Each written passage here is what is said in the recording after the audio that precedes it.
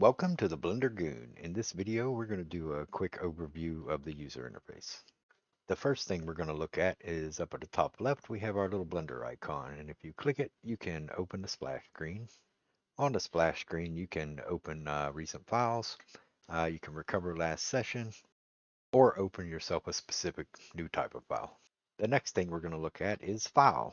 So if you click File, you can open projects, you can create new projects.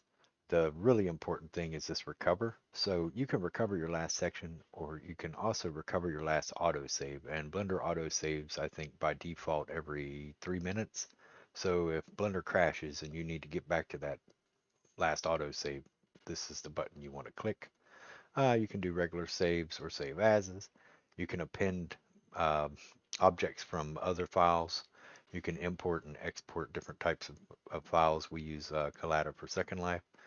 External data, this automatically pack resources. I would go ahead and turn that on because it's really important.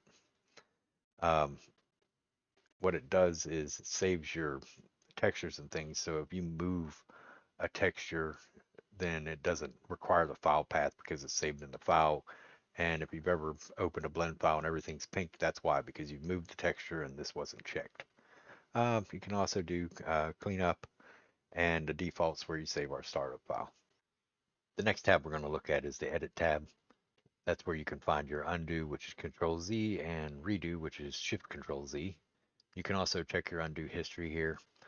Just last operation, which I've been calling the operator panel, but it's a just last operation, and that pops up down here when you do something in Blender. So if you lose that, you can hit F9 to get it back. We also have search menu, which I've had you guys change to spacebar, but F3 is the hotkey for it. Repeat last operation is really nice. If you do something, you can repeat what you did last by hitting Shift R. You have a batch rename, which renames the stuff in the collection in large sections. And also that's how we get to our preferences. The next tab is the render tab. If you have a camera set up and you want to render an image, you can hit F12. If you're doing animations or you want to render out a video that you've edited with the video editing, you can do that here. The next tab is the window tab. I honestly never use this, but you can open your system console with this.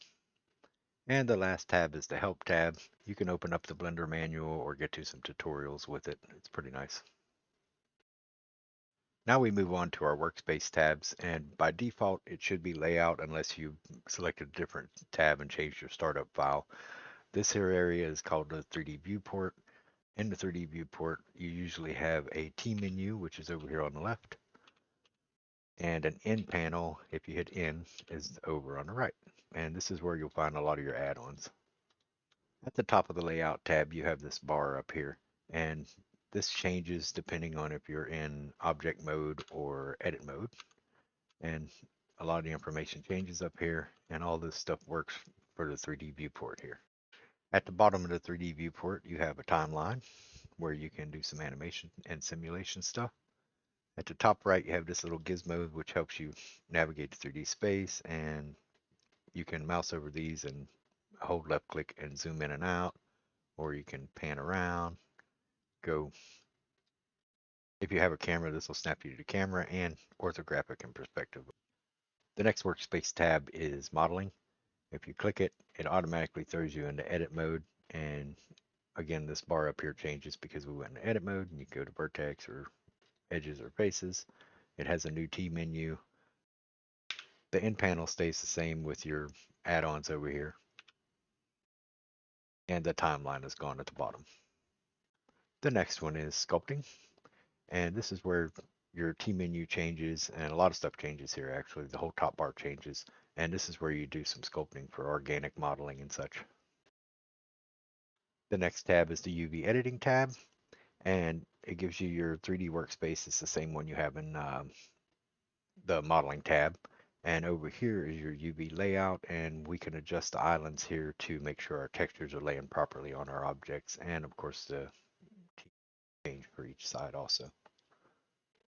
The next tab is the texture paint tab. You can use this to paint directly on your model in the 3D viewport here, or over here if you have a texture saved already, you can paint on the texture itself. The next tab is the shading tab, and you'll spend a lot of time in here. This is where you can do procedural textures or import textures that you have to put on your model. This is again the 3D viewport, usually in material preview or render mode. You look at it here. When you bake a texture, it appears over here, and you can choose the drop down here to choose a texture that you've been looking at, and you can save your textures by clicking this little dots here and going to image and saving your image once you have it. You can also access your file browser over here. Next workspace tab is animation. This is where you can do your animations, and you can change your dope sheet here to your action editor, um, and shape key editor to manipulate your animations. The next tab is the rendering tab. I honestly never use this. And the next one is compositing. Compositing we can use to combine images and make shadow catchers for objects. But since we have the new GLTF and dynamic lighting and such, we probably won't be using this that much. But I do have a video on how to make a shadow catcher in my previous tutorials. The next tab is the geometry nodes tab. I've only scratched the surface with using this, and I probably won't go into it really in the tutorials, but I might at some point. And the last workspace tab is for scripting, so if you can write Python, you can put your Python scripts in here. At the very end of our workspace tabs is a little plus sign, and if you click the little plus sign, you can add your own tabs up here. So if you want a second like modeling tab, you can make one, and same with like video editing, you can add that up here also. So this is where you adjust all this. You can delete them and re-add them through this menu. That's it for the workspace tabs. The next we have scene. Scene is like different environments in Blender. So you can make a second workspace by clicking this little guy here and go into new. And you can do a link copy or a full copy. And that allows you to work on the stuff independently in a second area. You just hit this little drop down to switch between the two. Unless you're doing a really big project like a house or something, you're probably never going to use that. I've never used it. Next is the view layers. The view layers control what's visible in your scene for different looks or render passes. Next, we're going to be looking at scene collection. So let's jump over to the layout tab here. And over on the right, you have your scene collection. This is where you can organize and rename everything and hide and show for rendering. This is what I use instead of these two guys up here. So if you have a separate object in your scene, you can hit M and create a new collection, and it'll automatically put that in collection 2, and then you can hide the whole collection, turn the rendering off and visibility off, but it's still in the scene. Next we have the properties tabs, and this is used for tweaking your object's properties. So let's say you can add modifiers like an array, and you count the array and how spaced apart it is. So it gives you a lot of powerful tools. You can adjust materials and color your materials. There's a lot of stuff in here, and we'll be going through it. And the last thing I want to show is how to adjust these windows. So if you mouse over any border of one of the windows, you can change the size of it. You can also right click at that border and join areas. So I can join this, and if I go down, it'll give me the top view, and up it'll give me the bottom, like so.